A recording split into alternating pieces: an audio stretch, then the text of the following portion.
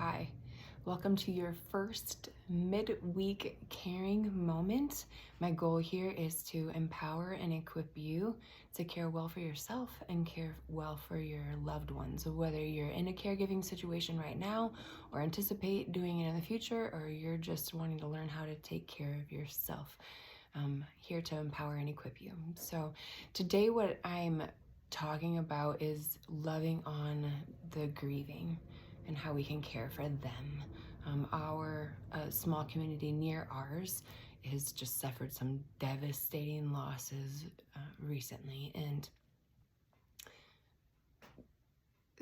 so often people want to help and they want to love on those people, but they really don't know where to start. And so I wanted to share things that I like to give to these people when I know them, or if I've been caring for them. Just to give you a starting point, some of any of these things could be pretty expensive, or they could be super, super cheap. So whatever your price point is, or whatever your relationship is with them, you can choose what works for you in those specific relationships in your own and make it yours. So I base my giving to people who are grieving on something that I learned from mental health professionals whenever they're working with people who are in a panic mode or are completely overwhelmed with stress and fear and worry. One of the tools that they'll use, I'm not a mental health professional, but one of the tools that they'll use is to engage their senses, right? They'll think about something that they see and something that they hear and something that they taste and that they smell and that they feel, because it's grounding. This is grounding. So I like to take that and give that to people when they're grieving, because honestly, I think that grieving might be one big overwhelming stimulation of fear and panic and pain. So that's why I like to give these things. So taste, that is easy. Often we give meals, right? So this doesn't have to be a freezer meal. It doesn't have to be a fresh meal. It doesn't mean you have to sign up for a meal train, but those are all great options. I love to give soups because they're just warm and comforting, I find. But and choose what works for you. It could be frozen pizzas. If there's kids in the house, then that's probably a great option. If you can do grocery gift cards, you can do restaurant gift cards, fast food, or a nice restaurant. Maybe that would be nice for them. Maybe if you're thinking about a meal that they're gonna need to be having for family and friends after a service, you could put monies towards that. So taste. I like to give food.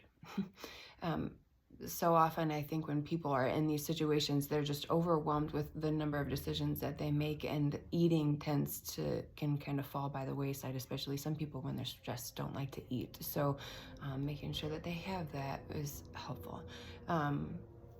So sight, I meant to start with that, but sight, flowers. I used to never really understand the significance of giving flowers when someone had passed away, and maybe even was like, then they die, the flowers do, and it's kind of sad. But I found the Bible verse. Maybe you don't love Jesus, that's okay. Hopefully this is still encouraging to you, but there's a Bible verse that talks about, think on the things that are lovely, amongst other things, but think on the things that are lovely. And I'd like to give flowers with that verse to remind them to think on the things that are lovely. When we lose, it's really easy to get caught in a lot of negatives and what ifs.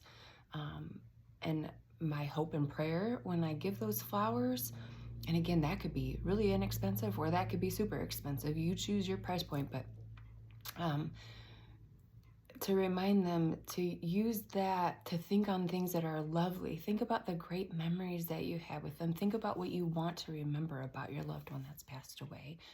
So that's sight, seeing, okay? And then there's smell. Now, one of my favorite things to do is to give essential oils roller ball, with frankincense and myrrh in them.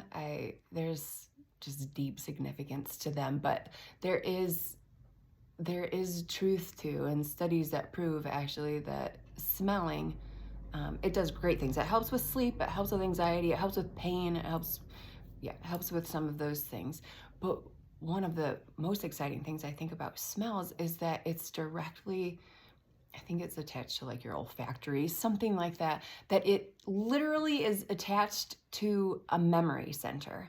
And so there's studies that show that by smelling, it helps trigger things. It helps trigger memories. And so that's what I'm hoping for in people who are grieving, is just for great memories, so that they can carry on the legacy of their loved ones. So I like to make those. I make those on my own, but you could do candles, you could, whatever, something that smells good. Again, to help trigger memories, because it's shown to do that. That's pretty great.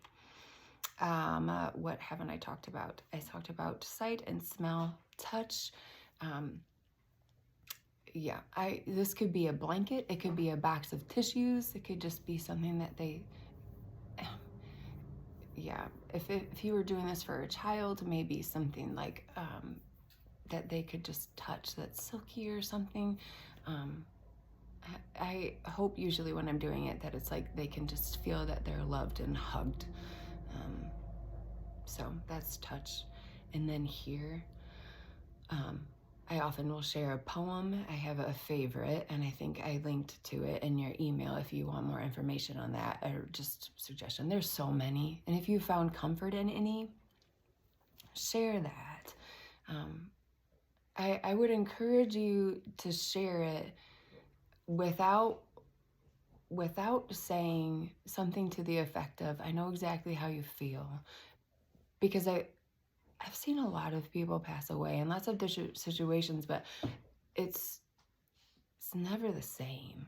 And we all come with these different backgrounds into that pain. And so it's never the same. Maybe there's some similarities between cases, between deaths.